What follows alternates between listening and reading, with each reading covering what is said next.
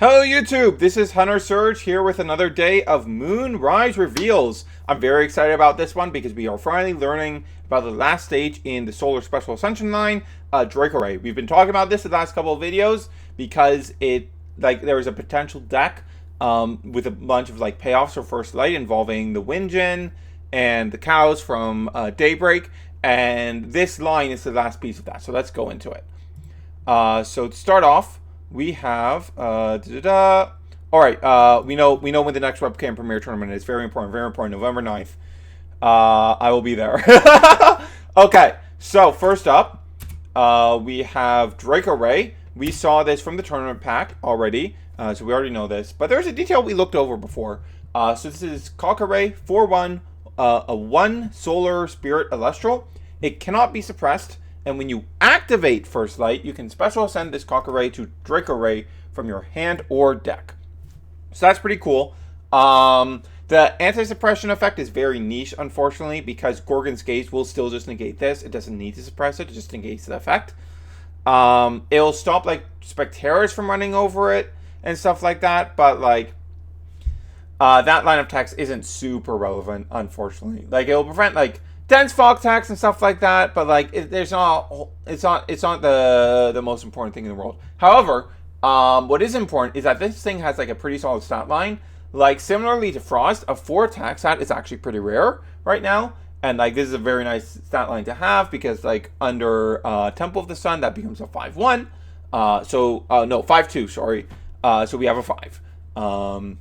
Specterras also can't run over it, which is a cool aspect of the anti-suppression effect. But most importantly, we missed this. I missed this before, but this actually is obvious in retrospect. So its trigger when you cast First Light is actually on activation. So it will go on the same chain as First Light, and you will pull the Dracoray out of your deck, and the Ascension will go in limbo. And then you will go for First Light to stack a card on top of your deck. If it worked like other special ascensions that happened when you cast a specific rune, then you would have a problem where you would reshuffle after stacking with First Light, and your First Light would be worthless. So it makes complete sense that it works this way. So this is very nice. What matters now is how good the Ascension is, and oh baby, is it good! It's really good. So our Ascension, Dracoray, is a 7/3 solar fire. When you cast this Dracoray, you can return up to 3 solar from your underworld to your spirit deck. That is nuts. That is insane. It's just an Ambrosia. You get a 7/3 body and you Ambrosia. It's crazy. It's insane. And then during your draw phase, you can expend a fire in order to special send this Dracoray to Dragallus from your deck. Super, super cool card. I like this card a lot. It has more applications outside the special sense and stuff too. You could just normal send this and you just get an Ambrosia and a 7 body, and that's super worthwhile. Really good at keeping yourself in the game. Really funny concept. You normal send this over a calf melt and heal 6. You just heal 6. Just heal 6. Why not? So that's really great. And then it's also a cast trigger, which means you can go get this in your underworld somehow. It's fire, so you could Comegma, that's in element. Then you go rise from the ashes, revive Dracoray, recover the 3 you spent on rise with its on cast effect. So you were just paying the 2 for the Dracoray itself, and then it's a threat on every following turn because it has this draw phase effect that you can expend a fire in order to special ascend to a Dragallus. Unfortunately, it is worded the same way that Cryo Scorch is, where Cryovern, sorry, where it can only pull from deck and not from hand, which I really dislike that they did this. With Cryo Scorch, that made sense because when you resolve that cost, you no longer have a hand. Your hand is gone. It's not there anymore. With with Dracoray, you are not discarding your hand. You are just expending a fire. So why does it only pull from deck? The only thing we accomplish by doing this is making really feels bad scenarios where a card that you should not be running at more than one because it's searchable, well, your play is now ruined, is now far less powerful because you have to spend your normal ascension on it, because you just happen to draw into the one-off. And that feels awful. I don't understand why they did this. Like, it's already like a worse play line because you're losing a card from hand if you have to special ascend from the hand.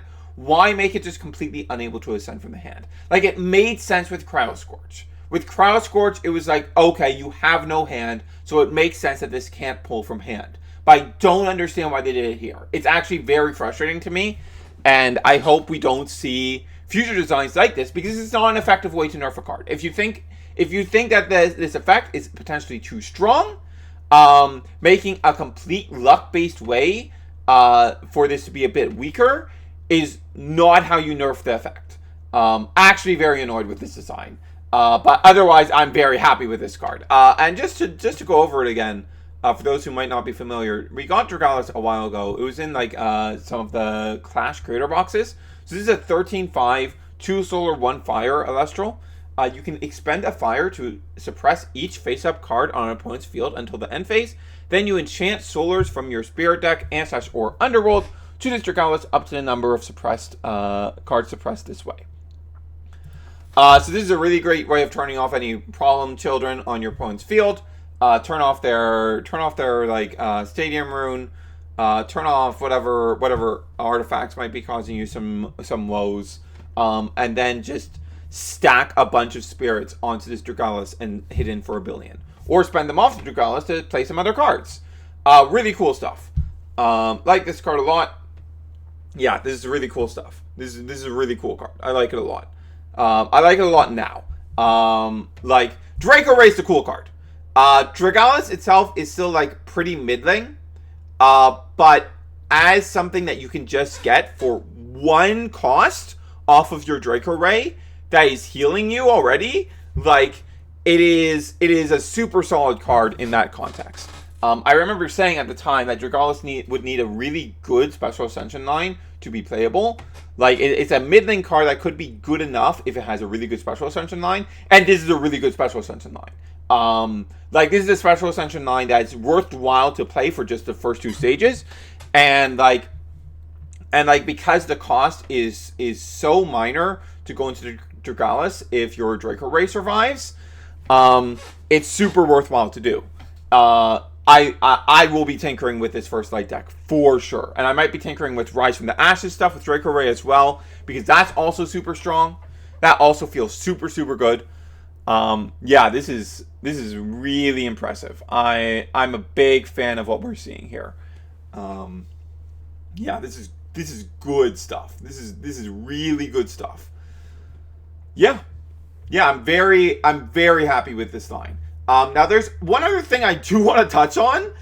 So this is number 69, Dracoray is number 68, and Cockray is number 67.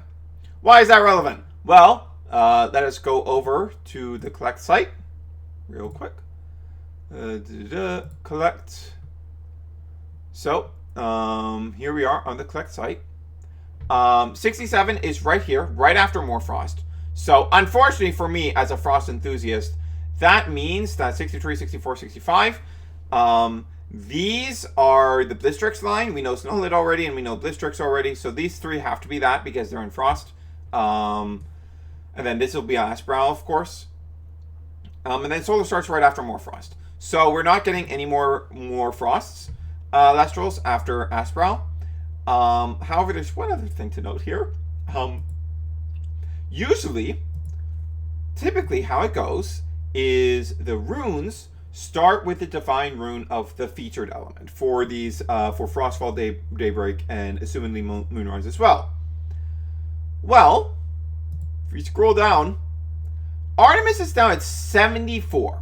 So these 3 are the line that we're talking about today. That means there's 4 more Solar Elestrals it is getting 7 Elestrals. I'm pretty sure that is the most number of like primary in that color Elestrals like any element has gotten in these sets that are introducing another color. Like, let's go through real quick. I know in Daybreak, Frostfall only got 5 cards, so I'm feeling kind of gypped here. Feeling a bit ripped off. But Earth got 6, with 1 being a reprint. Fire did get 7, but 1 was a reprint. Water got 4. Thunder got 5. Wind got 4. Frost got 5. Let's check Frostfall.